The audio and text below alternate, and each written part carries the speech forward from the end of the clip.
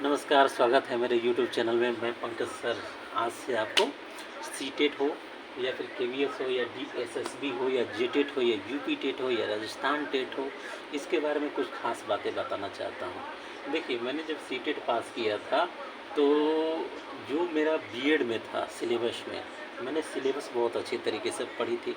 First year का, second year का बहुत ही अच्छे तरीके से प्रिपरेशन की थी। और इसके अलावा जो मेरा जनरल नॉलेज ये सब जो चीज़ें थी ठीक थी। तो पहले अटेम्प्ट में ही मेरा काफ़ी अच्छा नंबर आ चुका था, ठीक ना।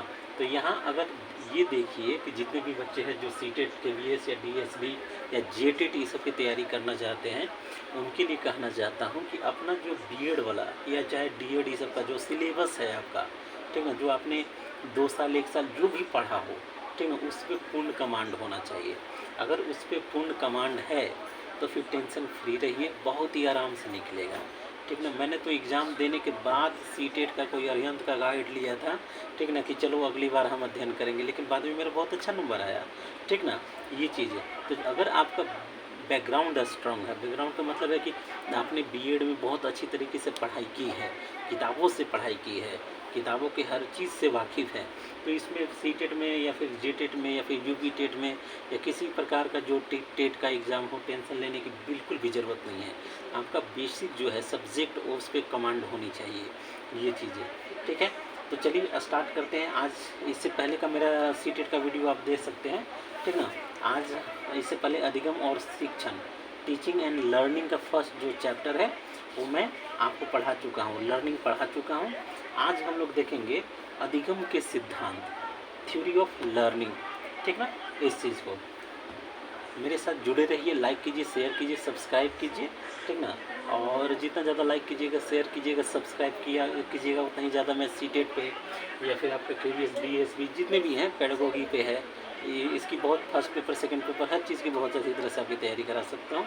चलिए अब यहाँ पे ध्यान देते हैं कि अधिगम के सिद्धांतों पे, थ्योरी ऑफ लर्निंग पे।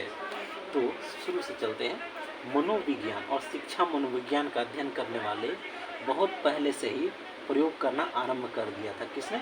मनोविज्ञान और शिक्षा मनोविज्ञान का अध्ययन करने वालों ने, ठीक है। तो यहाँ देखिए, मनोविज्ञान और शिक्षा मनोविज्ञान, शिक्षा मनोविज्ञान, एक होता है साइकोलॉजी, एक है एजुकेशनल साइकोलॉजी, ठीक ना। तो मनोवैज्ञानिक जितने भी थे, शिक्षा मनोवैज्ञानिक का अध्ययन करने वाले ने बहुत पहले से प्रयोग करना आरंभ कर दिया और प्रत्येक क्षेत्र में विभिन्न प्रकार के प्रयोग और परीक्षण हुए। तो स्वाभाविक सी बात है, पहले क्या है, सब्जेक्ट में इतनी बंटवारा नहीं हुई थी, एक ही मानविकी सब्जेक्ट में कई चीज़ों का अध्ययन किया करते थे 18वीं 17वीं शताब्दी के लगभग में। लेकिन जैसे जैसे समय का विकास हुआ, विभिन्न विभिन्न शाखाओं के विभिन्न विभिन्न अध्ययन भी प्रारंभ हो गया। तो यहाँ पे ऑलरेडी पहले में ढेर सारे प्रयोग और परीक्षण हुए। सीखने की क्रियाओं का भी वैज्ञानिक ढंग से अध्ययन हुआ। तो यहाँ पे सीखने की क्रिया, इसकी सीखने की क्रिया का वैज्ञानिक ढंग से अध्ययन प्रारंभ हुआ, ठीक ना। अब इसमें क्या हुआ, और पशुओं के सीखने पर विभिन्न प्रकार के अध्ययन किए गए। अब विभिन्न प्रकार के जो जानवर हैं, कुत्ता है, बिल्ली है, चूहे हैं, ठीक ना, और भी विभिन्न प्रकार के जो जानवर हैं उन पे ढेर सारे प्रयोग किए गए। इन्हीं प्रयोगों के आधार पर, इन्हीं सारे ढेर सारे प्रयोगों के आधार पर अधिगम के विभिन्न नियम व सिद्धांत प्रतिपादित किए गए हैं। तो इन्हीं प्रयोगों यानी विभिन्न जानवरों पर प्रयोग जो हुए, उसके फलस्वरूप ढेर सारे सिद्धांत, नियम बने, ठीक ना। ये चीज़ें अब यहाँ आगे हम लोग देखेंगे कि इन मनोवैज्ञानिकों ने अपने अपने द्वारा प्रतिपादित सिद्धांतों में अधिगम की प्रक्रिया को अलग अलग तत्वों को महत्व दिया गया है। तो जितने भी मनोवैज्ञानिक थे उन्होंने जो अपने सिद्धांत प्रतिपादित किए, जितने भी मनोवैज्ञानिक थे जिन्होंने जो सिद्धांत दिए, जो नियम दिए, ठीक ना, उसमें अध्ययन की प्रक्रिया को, ठीक ना, अधिगम की प्रक्रिया को, ठीक ना, अलग अलग तत्वों के महत्व, इसमें अलग अलग तत्वों, अलग अलग तत्वों को महत्व दिया गया। किसी ने अधिगम की प्रक्रिया में ये बातें बताई, किसी ने दूसरी बातें बताई, ये सारी चीज़ें। अब हम लोग देखेंगे अधिगम के सिद्धांत का संप्रदाय, यानी concept of the theory of learning क्या है, यानी थ्योरी ऑफ लर्निंग का आपका कॉन्सेप्ट क्या है, अवधारणा क्या है, इस पे चर्चा करेंगे, ठीक ना। चलिए अब देखते हैं सीखने के सिद्धांत से तात्पर्य क्या है, ठीक ना। सीखने के सिद्धांत से तात्पर्य क्या है, ठीक ना। और इस प्रश्न का उत्तर देते हुए वैज्ञानिकों ने कहा कि सीखने के सिद्धांत से तात्पर्य एक ऐसी सैद्धांतिक व्याख्या, यानी ऐसी सैद्धांतिक व्याख्या। देखिए एक चीज़ याद रखिए, अपने पुस्तकों पे कंट्रोल बहुत अच्छा रखिए, कमांड बहुत अच्छा रखिए। प्रश्न कितना भी घुमा के आए, कितना भी टेढ़ा आए, उल्टा सीधा, कितना भी सीटेड में बहुत टफ आए, ठीक ना, आपको मैं गारंटी देता हूँ कि अगर आपका बेसिक मजबूत है, यानी कि आपका जो बीएड वाला जितने सिलेबस हैं वो अगर पूरा कंप्लीट है, तो 30 में मेरे खुद 27 नंबर आए हैं, आपके 28-29 भी आ सकते हैं। तो अपना जो बेसिक चीज़ें हैं वो बहुत स्ट्रॉन्ग रखिए। तो यहाँ हम लोग देखेंगे कि ऐसी सैद्धांतिक, और किताबों से पढ़िए, गाइड से मत पढ़िए, गेस्ट पेपर, पासपोर्ट, ये सब से मत पढ़िए। बेसिक जो किताबें हैं जो आपकी चल रही थी बीएड में, उस पर प्राथमिकता बनाइए, उसी को आधार बनाइए, ठीक ना। एक नहीं, दो नहीं, 3 बार पढ़िए, ठीक ना, ये चीज़ें। अब यहाँ देखेंगे कि सीखने से सिद्धांत से तात्पर्य एक ऐसी सैद्धांतिक व्याख्या है, ठीक ना, होता है जिसके द्वारा सीखने की वैज्ञानिक व्याख्या होती है। इसमें क्या होती है, सीखने की वैज्ञानिक व्याख्या होती है, ठीक ना। और व्याख्या में निम्न 3 प्रश्नों का पर्याप्त उत्तर मिल जाता है कि व्यक्ति क्यों सीखता है। तो यहाँ जरूरी है व्यक्ति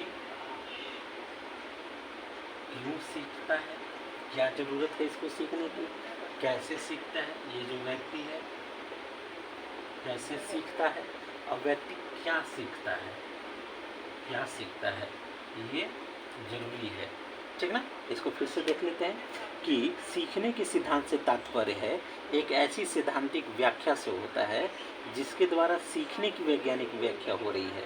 क्या हो, इसमें 3 प्रश्न, ऐसी सैद्धांतिक व्याख्या, सीखने की वैज्ञानिक व्याख्या है कि व्यक्ति क्यों सीख रहा है, कैसे सीख रहा है, क्या सीख रहा है, ठीक है। तो किसी भी अवधारणा को स्पष्ट करने के लिए प्रस्तुत व्याख्यात्मक कथन जो मूर्त प्रयोगों के निष्कर्ष पर आधारित हो, वो सिद्धांत की संज्ञा दी जाती है, ठीक ना। देखिए बीएड में हिंदी थोड़ा सा क्लिष्ट है, लेकिन मैं इसे बहुत सरल बनने की कोशिश करूँगा, ठीक ना। हाँ चलिए अब यहाँ देखेंगे, कोई भी अवधारणा को स्पष्ट करने के लिए, कोई भी अवधारणा को स्पष्ट करने के लिए क्या जरूरी है, प्रस्तुत व्याख्यात्मक कथन, इसके लिए जरूरी है प्रस्तुत व्याख्यात्मक कथन जरूरी है, ठीक, जो मूर्त प्रयोगों के निष्कर्षों पर आधारित हो, जो मूर्त प्रयोगों के निष्कर्ष पर आधारित हो, ठीक ना, को सिद्धांत कहा जाता है। इसको क्या कहा जाएगा, सिद्धांत कहा जाएगा, ठीक ना। समझिए, अवधारणाओं को स्पष्ट करने के लिए, कोई भी थ्योरी है तो उसे स्पष्ट करने के लिए प्रस्तुत जो व्याख्यात्मक कथन, जो बातें प्रस्तुत की जा रही हैं, जो बातें कही जा रही हैं, तो वो मूर्त प्रयोग, यानी कि वो सही प्रयोग हो, वास्तविक प्रयोगों के निष्कर्ष पर आधारित होना चाहिए, तभी वह सिद्धांत बनेगा, ठीक ना। ये चीज़ अब यहाँ आगे देखेंगे कि अधिगम के घटित होने की स्थिति का मनोवैज्ञानिकों ने वैज्ञानिक पद्धति से निरीक्षण, विश्लेषण, संश्लेषण के आधार पर और प्रयोग के द्वारा अध्ययन कर एक संगठित विचार प्रस्तुत किए हैं। यही अधिगम के सिद्धांत हैं। चलिए इस लाइन को भी देखते हैं। ठीक ना, चीज़ों को इतना तोड़ मड़ोड़ के यहीं पे कर लीजिए कि बाद में कहीं कोई किसी भी तरह से घुमा के कितना भी टफ क्वेश्चन सीटेट में आए, एक राउंड में एक बार पढ़िए, कॉन्सेप्ट क्लियर हो जाएगा। ठीक ना, समझ में आ जाएगा कि हाँ ये बातें कह रही हैं। चलिए यहाँ देखेंगे अगले बार अधिगम के घटित होने की स्थितियों का, इस चीज़ के अधिगम के घटित होने की स्थितियों का, ठीक ना, मनोवैज्ञानिकों ने वैज्ञानिक पद्धति से जितने भी मनोवैज्ञानिकों ने वैज्ञानिक पद्धति से, ठीक ना, वैज्ञानिक पद्धति से निरीक्षण, विश्लेषण, संश्लेषण, ठीक ना, क्या चीज, निरीक्षण, ऑब्जर्वेशन, संश्लेषण, ठीक ना, और विश्लेषण, तीन चीजों के आधार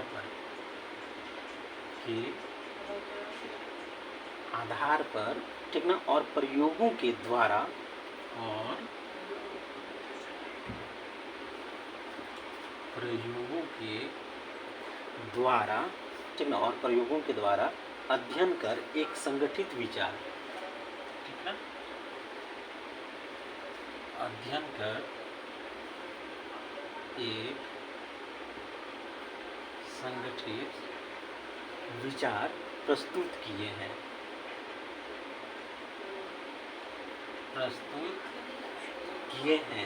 ठीक ना, यही अधिगम के सिद्धांत है। तो यही क्या है, अधिगम के सिद्धांत है। हैंडराइटिंग को मत जाइएगा, थोड़ा कम समय में हम, ठीक ना। हाँ चलिए अब हम लोग यहाँ समझेंगे अधिगम के घटित होने की स्थितियों, यानी कोई भी चीज़ सीखा जा रहा है तो किन परिस्थितियों में सीखा जा रहा है, क्या क्या स्थितियाँ हैं, ठीक ना।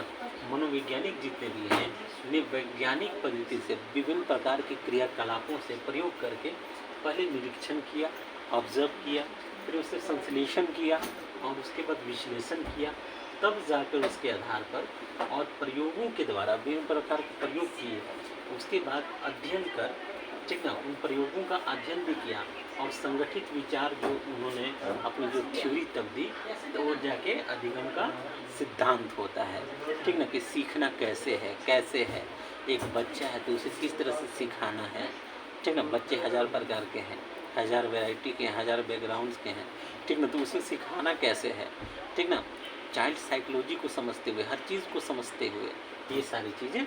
अब यहाँ पे आगे हमने देखेंगे अगले पॉइंट को। अगला पॉइंट है एस चौहान, ठीक ना,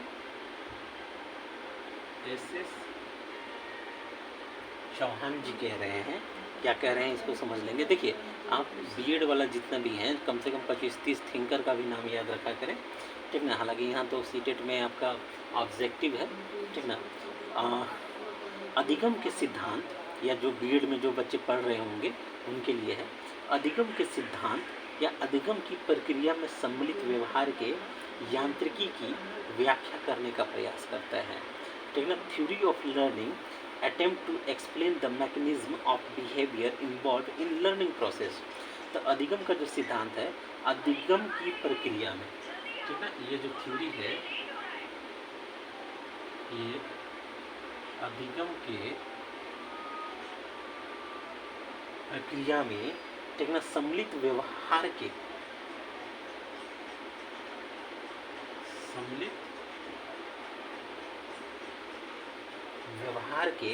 ठीक ना, यांत्रिकी की व्याख्या, यांत्रिकी की व्याख्या करने का प्रयास करता है, करने का प्रयास करते हैं, ठीक ना। अब यहाँ समझेंगे, ऐसे चौहान जी कह रहे हैं कि जो सीखने का सिद्धांत है, ठीक ना, तो सीखने की प्रक्रिया में जो व्यवहार, सम्मिलित व्यवहार है, उस व्यवहार का जो मैकेनिज्म है, ठीक ना, उसकी एक्सप्लेन, उसको वो एक्सप्लेन कर रहा है। फिर से बता रहे हैं कि लर्निंग का जो सिद्धांत है, अधिगम का जो सिद्धांत है, अधिगम की प्रोसेस में, ठीक ना, कौन से ऐसे व्यवहार हैं कि बच्चा जल्दी सीखेगा। अब हम आपको पढ़ा रहे हैं तो आपको किस तरीके से पढ़ाएं, ठीक ना, सीमित संसाधन में किस तरीके से पढ़ाएं कि आप सीटेट आपका क्लियर हो जाए, ठीक ना। तो यांत्रिकी जो मैकेनिज्म मैं यूज़ करूँगा, ठीक ना, उसकी व्याख्या करने का यहाँ पे प्रयास होता है। चलिए अब हम लोग देखेंगे अधिगम के सिद्धांतों का वर्गीकरण किया गया है, उसको देखेंगे, ठीक ना। चलिए अधिगम के सिद्धांतों का वर्गीकरण, अधिगम के सिद्धांतों का वर्गीकरण, ठीक ना। तो इसके सीखने के सिद्धांतों के दो प्रमुख वर्गों में बांटा जाता है, एक है व्यवहारवादी, दूसरा है संज्ञानात्मक सिद्धांत। तो यहाँ पे दो सिद्धांत हैं, पहला है व्यवहारवादी, ठीक ना, बिहेवियरिस्ट थ्योरी, ठीक ना, और दूसरा है संज्ञानात्मक, दूसरा है संज्ञानात्मक यानी कॉग्निटिव थ्योरी, ठीक ना। तो पहले देखेंगे व्यवहारवादी जो सिद्धांत है, बिहेवियर थ्योरी जो है उसको देखेंगे, उसके बाद कॉग्निटिव थ्योरी को देखेंगे। तो अधिगम का जो व्यवहारवादी सिद्धांत को अधिगम के संबंधवादी सिद्धांत भी कहते हैं। तो पहले वाले को क्या कहेंगे, अधिगम के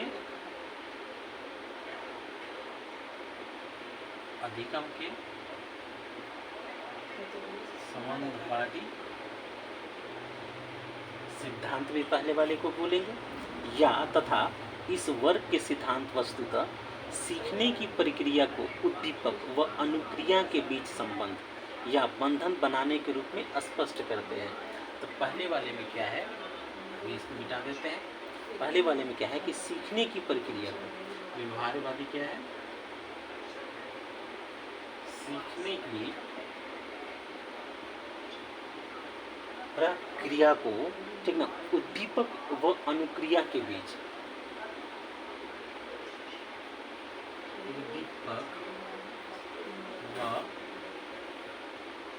अनुक्रिया के बीच, ठीक ना, संबंध या बंधन, संबंध या बंधन बनाने के रूप में,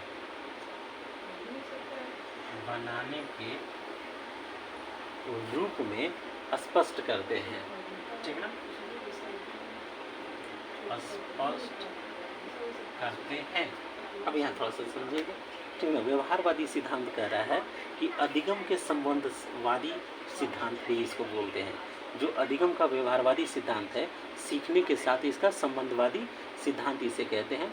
इस वर्ग के सिद्धांत वस्तुतः सीखने की प्रक्रिया, जो लर्निंग ऑफ प्रोसेस है, उसमें उद्दीपक और अनुक्रिया, ठीक ना, उद्दीपक भी हो रहा है और अनुक्रिया भी हो रही है, ठीक ना, ये दोनों चीज़ों के बीच संबंध या बंधन बनाने के रूप में प्रस्तुत करते हैं। अब इसके विपरीत जो संज्ञानात्मक सीखने की प्रक्रिया में, अब संज्ञा यहाँ देखिएगा उद्दीपक है और अनुक्रिया के बीच हो रही है, इस चीज़ को याद रखिएगा। एक है उद्दीपक, दूसरा है अनुक्रिया के बीच, उद्दीपक व अनुक्रिया के बीच संबंध या बंधन बनाने को व्यवहारवादी कहेंगे, इस चीज़ को याद रखिएगा, ठीक ना। अब हम अगला देखेंगे संज्ञानात्मक में, ठीक ना।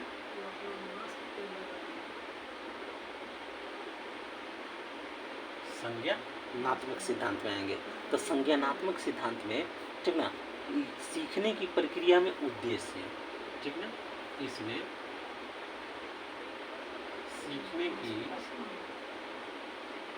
प्रक्रिया में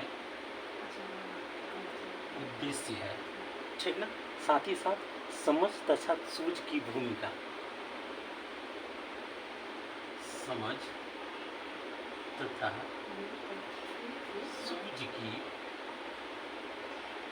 भूमिका, ठीक ना, पर अधिक बल देते हैं, पर अधिक बल देते हैं। वस्तुतः संबंधवादी सिद्धांत अभी इसके पास पहले इसको समझ लेंगे, ठीक ना। यहाँ हम लोग देखेंगे कि संज्ञानात्मक कॉग्निटिव थ्योरी में क्या हो रही है कि सीखने की प्रक्रिया में, ठीक ना, उद्देश्य प्रमुख है, समझ प्रमुख है और सूझ की भूमिका पर अधिक बल देते हैं। उद्देश्य प्रधान है, समझ प्रधान है और सूझ की बुद्धि पे भी इसको अधिक बल देते हैं इस चीज़ को। अब संबंधवादी सिद्धांत जो है, यानी कि जो व्यवहारवादी सिद्धांत है, मनोविज्ञान के व्यवहारवादी संप्रदाय से प्रभावित मनोवैज्ञानिकों के द्वारा प्रतिपादित की गए हैं। जितने भी व्यवहारवादी सिद्धांत है और जितने भी मनोवैज्ञानिक हैं उनके द्वारा ये प्रतिपादित की गए हैं। जबकि संज्ञानात्मक सिद्धांत जो है ये गेस्टाल्ट संप्रदाय व संज्ञानात्मक मनोविज्ञान से प्रभावित मनोवैज्ञानिकों द्वारा प्रतिपादित या प्रस्तुत किए गए हैं। ये वाली थ्योरी गेस्टाल्ट संप्रदाय द्वारा, गेस्टाल्ट संप्रदाय द्वारा, ठीक ना। अब संज्ञानात्मक मनोवैज्ञानिक से प्रभावित इसको प्रस्तुत किए गए हैं। जब हम आगे पढ़ेंगे तो गेस्टाल्ट की कौन है, क्या है इनकी थ्योरी, इसको अच्छी तरह से बताएंगे, ठीक ना। अब यहाँ देखेंगे प्रस्तुत चीज से वर्गीकरण से और स्पष्ट हो सकेगा। एक और चित्र बनाते हैं, ठीक ना। सीखने के सिद्धांत, ठीक ना। यहाँ सीखने के सिद्धांत, इसमें एक लाइन बनाते हैं और दो। पहला उद्दीपन अनुक्रिया सिद्धांत, उद्दीपन अनुक्रिया सिद्धांत, यानी स्टिमुलस, ठीक ना, और रिस्पॉन्स थ्योरी, रिस्पॉन्स थ्योरी है, ठीक ना। इसमें जो है आपका पुनर्बलन सिद्धांत और अपुनर्बलन सिद्धांत, इसमें दो चीजें आती हैं, ठीक ना। एक है पुनर्बलन सिद्धांत और दूसरा है अपुनर्बलन सिद्धांत।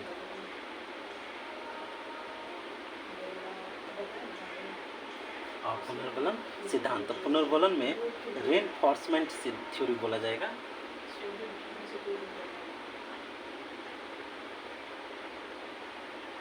रेनफोर्समेंट थ्योरी है। इसमें थॉर्नडाइक, स्किनर, पावलोव, इसमें कौन कौन है?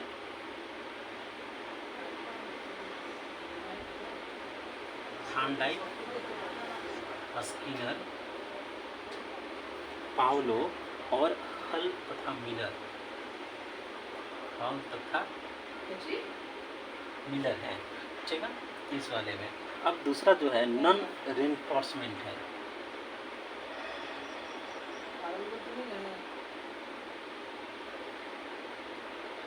नॉन रेनफोर्समेंट में वाटसन, गुथरी, एट्स, वाटसन, गुथरी और हैं एट्स, ठीक है, ठीक है। ये तीन है। पुनर्बलन में थॉर्नडाइक है, स्किनर है, पावलो है, हल तथा मिलर है रेनफोर्समेंट में, और नॉन रेनफोर्समेंट में वाटसन, गुथरी और एस्टेट्स हैं। अब यहाँ पे एक और है, उसको भी देख लेते हैं। यहाँ ये लाइन इस तरह से जाएगा, यहीं से और यहाँ पे आएगा, ठीक है। तो यहाँ पे है शास्त्रीय संज्ञानात्मक सिद्धांत, क्लासिकल कॉग्निटिव थ्योरी, जिसमें वर्दिमर, पोगलर, कोक्का, पियाजे, टालमेन है, और दूसरा है आधुनिक संज्ञानात्मक सिद्धांत, मॉडर्न कॉग्निटिव थ्योरी, जिसमें इसाबेल, ब्रूनर, वेंडूरा, वाल्स, विंटरा है। तो यहाँ पे इसके दो भाग हैं, तो इसे मिटा देते हैं, ठीक है। इसको भी थोड़ा बड़ा से लिखेंगे।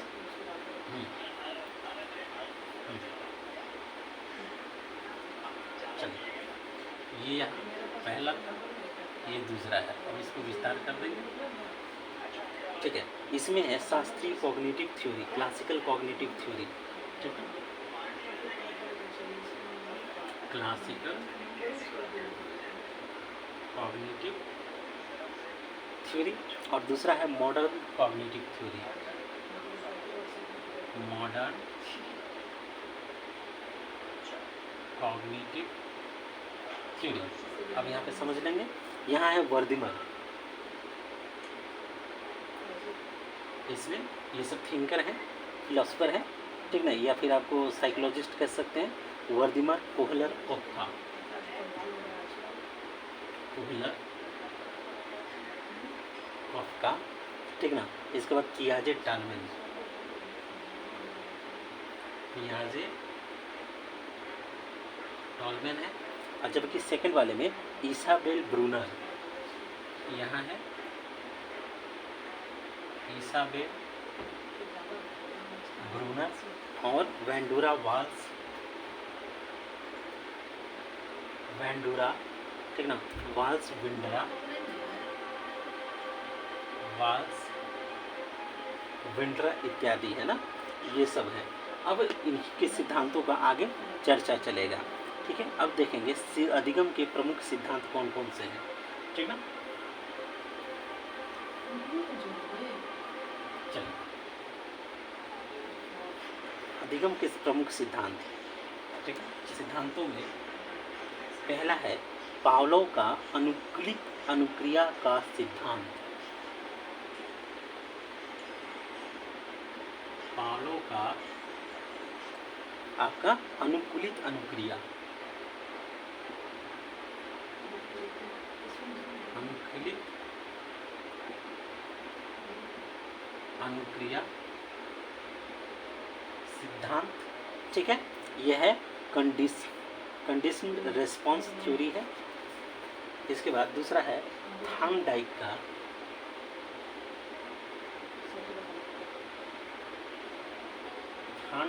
का उद्दीपक अनुक्रिया अनुबंध सिद्धांत, उद्दीपक अनुक्रिया अनुबंध सिद्धांत,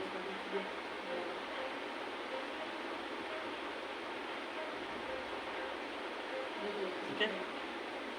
चलिए, अगला है स्किनर का सक्रिय अनुबंधन सिद्धांत।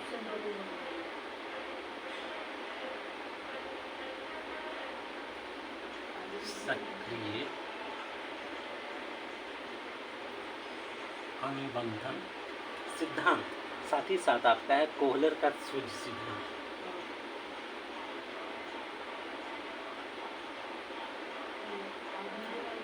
सूझ सिद्धांत, ये चार प्रमुख सिद्धांत हैं। अब इन्हीं चारों प्रमुख सिद्धांत को बारी बारी से देखेंगे। पहला है पावलोव जी का अनुकूलित अनुक्रिया सिद्धांत, दूसरा है थॉर्नडाइक का उद्दीपक अनुक्रिया अनुबंध सिद्धांत, स्किनर का सक्रिय अनुबंधन सिद्धांत, कोहलर का सूझ सिद्धांत, ठीक है। अब इन्हीं सिद्धांतों को बारी बारी से समझेंगे कि कहना क्या चाह रहे हैं, ठीक है। पहले चलेंगे पावलोव जी का अनुकूलित अनुक्रिया यानी कंडीशनड रेस्पॉन्स थ्योरी पे चलेंगे।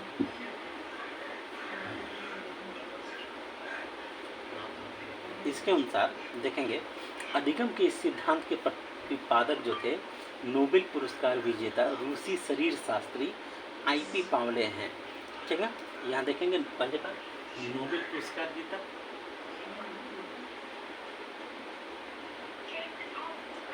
पुरस्कार विजेता, ये शरीर शास्त्री थे, इस चीज़ को याद रखिएगा, ठीक है। रशियन थे, ठीक है, रूसी नागरिक थे। इनका नाम था आई.पी. Pavlov, IP. पावलोव। तो पावलोव ने सन 1900 में शारीरिक सहज अनुक्रिया को उद्दीपन से संबंध करके अध्ययन प्रारंभ किए। तो लगभग 1900 ईस्वी में ही 1900 ईस्वी में ही इन्होंने क्या किया, शारीरिक सहज अनुक्रिया को, ठीक ना, शारीरिक सहज अनुक्रिया को क्या किया है, उद्दीपन से संबंध करके, संबंध जुड़ा किससे, उद्दीपन से संबद्ध करके ठीक ना, अध्ययन स्टार्ट किया, इन्होंने स्टडी स्टार्ट किया। किसी भी थिंकर्स को जितना तोड़ के पढ़िएगा उतना ज़्यादा बेहतर है। एक एक पॉइंट ऐसा पढ़ लीजिए कि दोबारा कभी मौका ही नहीं मिले, क्वेश्चन आए और झट से लग जाए, ये चीज़। तो यहाँ हम लोग देखेंगे आई.पी. पावलो ने 1900 ईस्वी में ही शारीरिक सहज अनुक्रिया को, यानी शरीर की क्या डिमांडेबल है, क्या वो सोच रही, क्या चाह रही है, उसको उद्दीपन से संबंध करके इन्होंने स्टडी आरंभ किया। ठीक है, 1904 में पावलो ने अपने प्रयोग के आधार पर अनुकूलित अनुक्रिया की अवधारणा को विकसित किया। तो लगभग 1904 ईस्वी में, ठीक ना, इन्होंने जितने भी प्रयोग किए उसके आधार पे अनुकूलित अनुक्रिया की अवधारणा में डेवलप किया। अनुकूलित अनुक्रिया अवधारणा डेवलप कर चुके थे, ठीक ना। अब यहाँ देखेंगे इस अनुकूलित अनुक्रिया अवधारणा से अधिगम के अनुकूलित अनुक्रिया सिद्धांत का प्रतिपादन हुआ, और इसी वाले से जो हमारा अधिगम के क्षेत्र में है, सीखने के क्षेत्र में है, एक नई थ्योरी आई, अनुकूलित अनुक्रिया अवधारणा इसमें प्रवेश कर गई, ठीक ना। अब यहाँ देखेंगे कि पावलो के सिद्धांत के कई नामों से भी जाना जाता है। तो इस सिद्धांत को कई नाम है, उसको भी समझेंगे, ठीक है। अक्सर कंफ्यूज हो जाता है कि ये क्या कह रहे हैं, ठीक है। यहाँ हम लोग देखेंगे इनके अनुकूलित अनुबंधन तो है ही। पहला अनुकूलित अनुबंधन, अनुकूलित अनुबंधन सिद्धांत। इसके अलावा अन्य नामों में शास्त्रीय अनुबंधन सिद्धांत, ठीक है, शास्त्रीय अनुबंधन सिद्धांत भी कहते हैं, classical condition theory of learning. फिर अगला कहते हैं संबद्ध प्रत्यावर्तन, ठीक है, अगला नाम है संबद्ध प्रत्यावर्तन या फिर सहज क्रिया द्वारा सीखना, सहज क्रिया द्वारा सीखना। या फिर अगला है, ठीक ना, पावलो का क्लासिकल अनुबंधन सिद्धांत, क्लासिकल अनुबंधन सिद्धांत, ठीक ना। ये है इनके जो पावलो के सिद्धांत के, ये सभी जो है अन्य नामों में से आते हैं, ठीक ना। अब देखेंगे कि इस सिद्धांत का आधार, ये जो पावलो का सिद्धांत है अनुकूलित अनुक्रिया, इसका आधार प्राणी द्वारा की जाने वाली सहज स्वाभाविक क्रियाएं यानी रिफ्लेक्स एक्शन होती है, ठीक ना।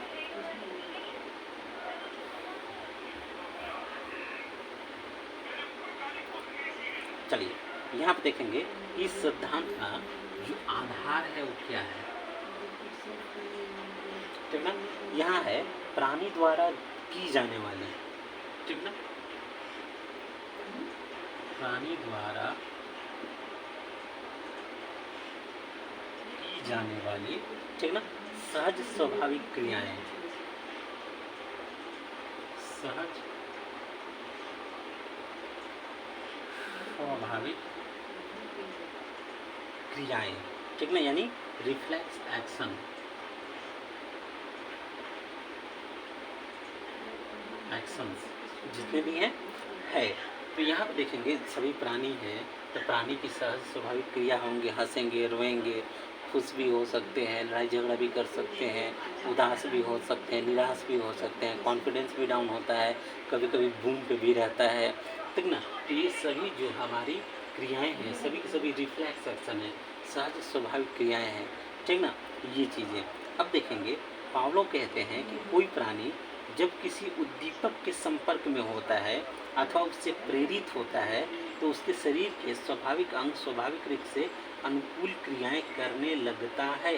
स्वाभाविक सी बात है, कहीं लड़ाई झगड़ा होगा तो उत्तेजित हो जाना, गुस्सा आ जाना, लड़ाई झगड़ा कर लेना, ये तो स्वाभाविक सहज क्रियाएं, ठीक ना। अब मान लीजिए कोई लड़की जा रही है, उसे देख लिया, उसको देख कर मन खुश हो गया, ये भी स्वाभाविक क्रिया है, ठीक ना। सॉरी ऐसे उदाहरण देने के लिए, ठीक ना। अब यहाँ पे अब यहाँ पे आगे हम लोग देखेंगे कि यहाँ ये कह रहे हैं पावलोव कि कोई प्राणी जब किसी उद्दीपक के संपर्क में आता है, कोई प्राणी है जब उद्दीपक के संपर्क में आता है तब क्या होता है, उससे प्रेरित होता है। तो उससे क्या होगा, प्रेरित होगा। और उस पर प्रेरणा जब मिलेगी तो शरीर के संबंधित अंग, जो भी शारीरिक अंग है, उस शारीरिक अंग में स्वाभाविक रूप से अनुकूल क्रियाएं होंगी। उसमें क्या होगा, स्वाभाविक रूप से अनुकूल क्रियाएं होंगी, ठीक ना, करने लगता है शरीर जो है। अब बहुत ही आसान है, देखिए थ्योरी इतना मुश्किल नहीं है, 4-5 ही तो हैं, एक बार समझ लेने की बात है, फिर कभी नहीं भूलिएगा, कितने भी टफ क्वेश्चन है। यहाँ पावलो जी कह रहे हैं कि प्राणी जो है किसी उद्दीपक के संपर्क में आता है, ठीक है, तो उससे पहली बात इंस्पायर हो जाता है, प्रेरित होता है। अब प्रेरित होने पर शारीरिक अंग भी जो है वो स्वाभाविक रूप से अनुकूल क्रियाएं करती है, ठीक ना। कई बार मान लीजिए क्लास में है, टीचर की कई चीज़ें पसंद आ गई, ठीक ना, उससे हम इंस्पायर हो गए, तो वैसा हम अपना करने लगते हैं। कोई हमसे तेज़ बच्चा है तो हम उससे प्रभावित हो जाते हैं, उससे हम कई चीज़ें इंस्पायर होकर सीख जाते हैं। ये स्वाभाविक सी बात है, इंस्पायर होंगे तो सीखेंगे, ठीक है ना, ये चीज़ें। चलिए अब हम आगे देखते हैं इसमें।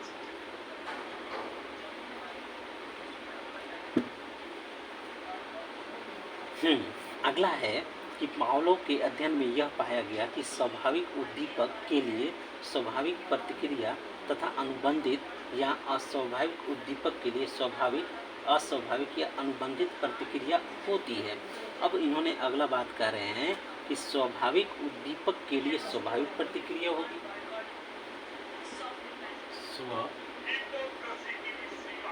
ठीक ना, स्वाभाविक उद्दीपक, ठीक ना, तो स्वाभाविक उद्दीपक होगा तो प्रतिक्रिया भी स्वाभाविक होगी।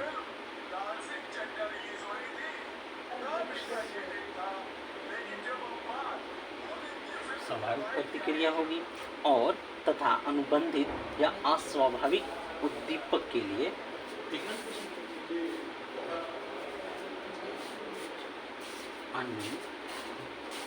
अनुबंधित या आपका अस्वाभाविक उद्दीपक के लिए,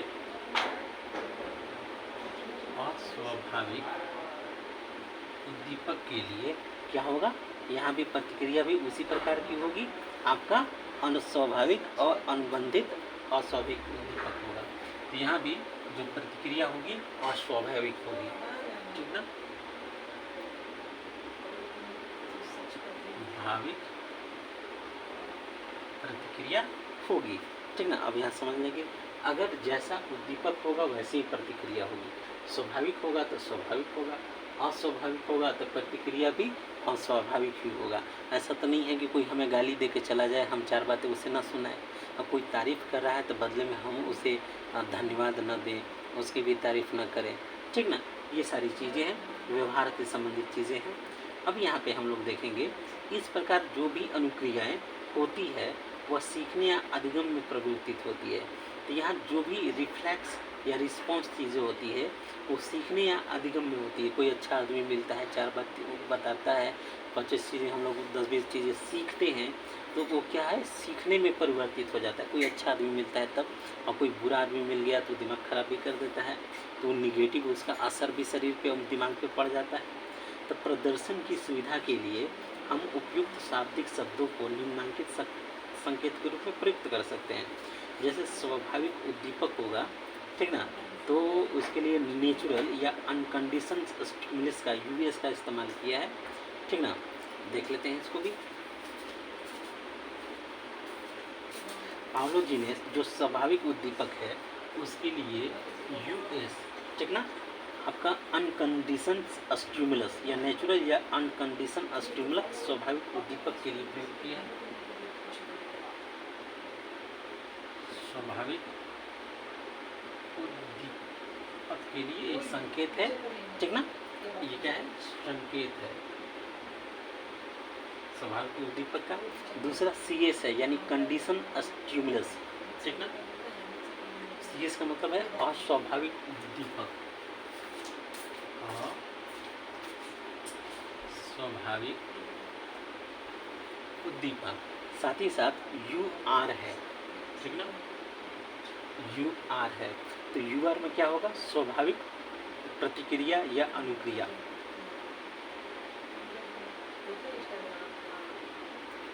स्वाभाविक प्रतिक्रिया या अनुक्रिया होगी। और CR जो होगा, ठीक ना, तो ये अस्वाभाविक प्रतिक्रिया होगी, अस्वाभाविक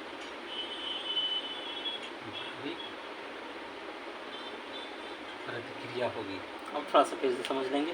पहला है US यानी unconditional stimulus, unconditional stimulus US होगा। फिर अस्वाभाविक में कंडीशन स्टिमुलस होगा, यहाँ पे कंडीशन स्टिमुलस होगा। और इसके बाद स्वाभाविक की प्रतिक्रिया या अनुक्रिया, नेचुरल या अनकंडीशन आपका रिस्पॉन्स। UR का मतलब आपका अनकंडीशनल रेस्पॉन्स है, और CR का मतलब है कंडीशनल रेस्पॉन्स है। ये चार चीज़ें हैं। अब यहाँ पे हम लोग देखेंगे पावलो द्वारा किया गया प्रयोग, पावलो जी ने क्या प्रयोग किया और उसका विश्लेषण देखेंगे, ठीक ना। चलिए यहाँ देखेंगे पावलो द्वारा किया गया जो प्रयोग है, उसमें पावलो एक्सपेरिमेंट में क्या किया गया। पावलो ने अपने प्रयोग के लिए लकड़ी का ऐसा उपकरण तैयार किया, ठीक ना। क्या तैयार किया, लकड़ी का उपकरण।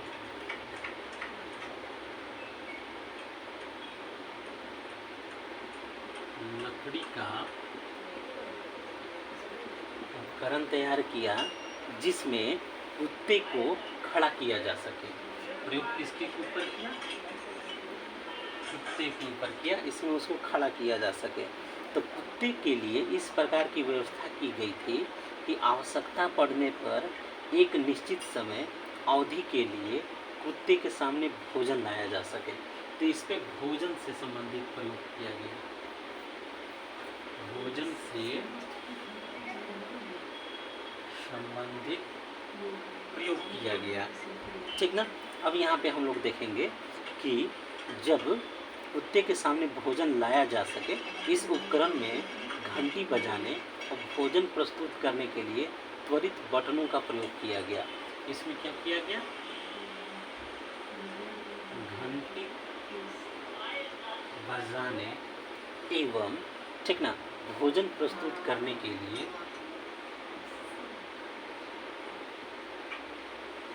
भोजन प्रस्तुत करने के लिए, ठीक ना, त्वरित बटनों का प्रयोग, त्वरित बटनों का प्रयोग किया गया, ठीक ना। जिसमें पावलो एक शरीर वैज्ञानिक था। पावलो क्या था, एक शरीर शास्त्री, हम पहले ही बताए थे। तो उसने कुत्ते की लार ग्रंथि में एक नली लगा दी। तो इसने क्या किया, कुत्ते की लार ग्रंथि में उसने क्या किया, एक नली लगा दी, जिससे कुत्ते की लार उचित स्थान पर रखे बीकर में एकत्र किया जा सके। यहाँ कुत्ते की लार को एकत्र किया, ठीक है। ये चीज़ बहुत आसान सी थ्योरी है, ठीक ना। अब यहाँ पे देखेंगे यह संपूर्ण उपकरण एक ध्वनि अवरोधी कक्ष में रखा गया और कुत्ते को उसमें खड़ा किया गया। तो एक साउंड प्रूफ कमरे में रखा गया और कुत्ते को वहाँ खड़ा किया गया।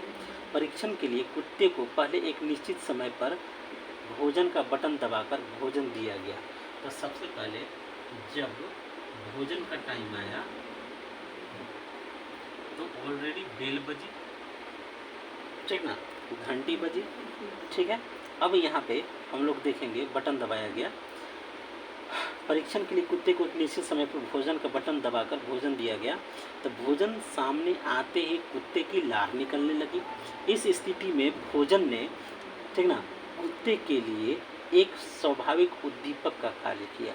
तो भोजन को देखते ही स्वाभाविक सी बात है उसके मुंह में लार आ गई, ठीक ना। और उसका लार आना और उसकी स्वाभाविक अनुक्रिया, यह स्वाभाविक क्रिया है। कुत्ते का लार आना, ठीक ना, ये एक स्वाभाविक क्रिया है। यहाँ उद्दीपक का काम कौन किया? लार लाने की क्रिया किसने की? यहाँ पे भोजन जो लाया गया, भोजन एक उद्दीपक है, ठीक ना। भोजन क्या है? एक उद्दीपक है, ठीक ना। उसको देख के ना उसको सहज क्रिया हुई कि उसके मुंह से लार निकला, ये चीज़ें। अब देखेंगे प्रयोग के अगले चरण में दूसरे दिन पावलो ने केवल घंटी का बटन दबाया और घंटी की आवाज़ सुनते ही कुत्ते के कान खड़े हो गए, किंतु लार नहीं निकली। घंटी की आवाज़ सुना, लेकिन घंटी की आवाज़ सुनने से उसकी लार नहीं निकली। तो इस स्थिति में घंटी की ध्वनि लार टपकाने वाली क्रिया के लिए अस्वाभाविक उद्दीपन था। तो स्वाभाविक सी बात है, घंटी की आवाज़ सुन के तो मुँह में लार नहीं निकलेगा, वो उसका स्मेल सुनता, उसको देखता तब ना आता। तो यहाँ पे अस्वाभाविक उद्दीपन हो गया, ये ठीक ना, CS हो गया, मतलब लार नहीं निकली, ठीक ना। अस्वाभाविक उद्दीपन था, बेल बजने से वो लार नहीं निकला। तीसरे दिन पावलो ने घंटी के बटन दबाने के तत्काल बाद भोजन का बटन दबा दिया। तो तीसरे दिन पावलो जी ने क्या किया? घंटी का बटन दबाने के तुरंत बाद भोजन का बटन दबा दिया। इस प्रकार घंटी की ध्वनि और भोजन की प्रस्तुति दोनों क्रियाएं कुत्ते के सामने साथ साथ होने लगी। अब जैसे ही बेल बजता भोजन आ जाता, बेल बजता भोजन आ जाता, बेल बजता भोजन आ जाएगा। तो कुत्ता भी तो समझ गया कि घंटी बजेगा तो भोजन आएगा, ठीक ना। तो ठीक ना, ये चीज़ें इसका परिणाम यह हुआ कि कुत्ते के कान भी खड़े किए और लार भी टपकाई। तो बार बार इस तरह की क्रियाएं होंगी तो कुत्ता भी तो समझ जाएगा कि अच्छा घंटी बजा है तो खाना मिलेगा, ये चीज़ें। पावलो ने घंटी तथा भोजन दोनों के बटन एक साथ दबाने की क्रिया को कई दिनों तक दोहराया और देखा गया कि कुछ दिनों बाद भोजन लाए बिना ही घंटी बजते ही कुत्ते की लार निकलने लगती थी। अब उसकी तो हैबिट बन चुकी थी कुत्ते का, इतना कुत्ते के साथ अमानवीय व्यवहार पावलो जी ने किया है, ठीक ना। अब क्या बोले, पावलो जी के मानसिक शरीर शास्त्री हैं। तो यहाँ पे हम ये देखते हैं कि पावलो जी ने जो यह कुत्ते का लार निकलने वाली प्रयोग किया, ठीक ना, इसके बारे में। तब पावलो ने घंटी तथा भोजन दोनों के बटन एक साथ दबाने की क्रिया को कई दिनों तक दोहराया और देखा कि कुछ दिनों बाद भोजन लाए बिना ही घंटी बजते ही कुत्ते की लार निकलने लगती थी। यानी कुत्ता ये समझता था कि वो घंटी बजेगी तो भोजन आएगा, घंटी बजेगी तो भोजन आएगा। तो ऑलरेडी उसके दिमाग में ये चीज़ बैठ चुका था, ठीक ना, ये चीज़ें। अब पावलो के अनुसार इस अंतिम स्थिति में कुत्ता घंटी की आवाज़ से भोजन प्राप्त करने के लिए अनुबंधित हो गया। तो अब उसे कुत्ते को लगने लगा कि हाँ भाई घंटी बजेगी तो भोजन मिलेगा, वो पूरी तरह से अनुबंधित हो गया, पूरी तरह से उसमें कंडीशन हो गया, ठीक ना, ये चीज़ें। इस प्रकार कुत्ता सीख गया कि जैसे ही घंटी की आवाज़ होगी भोजन उसके सामने आ जाएगा। तो यहाँ पे कुत्ते को एहसास हुआ कि घंटी बजी है तो भोजन मिलेगा, ठीक ना। जैसे स्कूल में घंटी बेल बजी है तो भाई टिफ़िन होगा, ये अब वो घंटी 1 घंटे पहले लग जाए, ठीक ना, बच्चे तो ये समझेंगे कि भाई लंच हो गया, ठीक ना, जल्दी हो गया, ये चीज़ें। तो सीखने की इस क्रिया में भोजन क्या है? उद्दीपक के रूप में। भोजन क्या है? उद्दीपक, स्टिमुलस का काम कर रहा है। और लार टपकना स्वाभाविक क्रिया है, ठीक ना, ये रिफ्लेक्स एक्शन है। तथा घंटी से भोजन आने के लिए आश्वस्त होना, यानी कुत्ता जो आश्वस्त हो रहा है कि घंटी जब बजेगी तो भोजन आएगा ही आएगा, ये अनुबंध है, कंडीशनिंग है। ये क्या है? अनुबंध है, कंडीशनिंग है के रूप में कार्य करता है, ठीक ना। अब हम पावलो के प्रयोग का विश्लेषण करते हैं, ठीक ना, ये चीज़ें ये अभी चलेगा, आज इतना ही रहने देते हैं। पावलो के प्रयोग का विश्लेषण अगले वीडियो में बनाएंगे। अगर पसंद आया है तो लाइक कीजिए, शेयर कीजिए, सब्सक्राइब कीजिए। जितना ज़्यादा व्यू आएगा, जितना ज़्यादा लाइक बढ़ेंगे, उतना ज़्यादा मैं सीटेट के बारे में और अच्छी तरह से बनाऊंगा। मैं आपको विश्वास दिलाना चाहता हूं कि ये लेक्चर जो आपके लिए बहुत इम्पोर्टेंट है। देखिए, कॉन्सेप्ट अगर स्ट्रॉन्ग होगा तो मैं गारंटी के साथ कहता हूँ कि पेडागोगी में आपके 30 हैं तो 30 में 25 प्लस रहेंगे सिर्फ लेक्चर सुन के, ठीक ना। वो दिमाग में कुछ इस तरह से बैठा दूंगा कि वहाँ से 25 से नीचे नहीं, 25 से ऊपर ही होंगे। और इसमें जितने भी अन्य दूसरी चीज़ें हैं उनको भी मैं पूरी क्लियर करने का प्रयास करूँगा, ठीक ना। लाइक कीजिए, शेयर कीजिए, सब्सक्राइब कीजिए, ठीक ना। आप अपना कमेंट भी दे सकते हैं। थैंक यू, बहुत बहुत धन्यवाद, नमस्कार।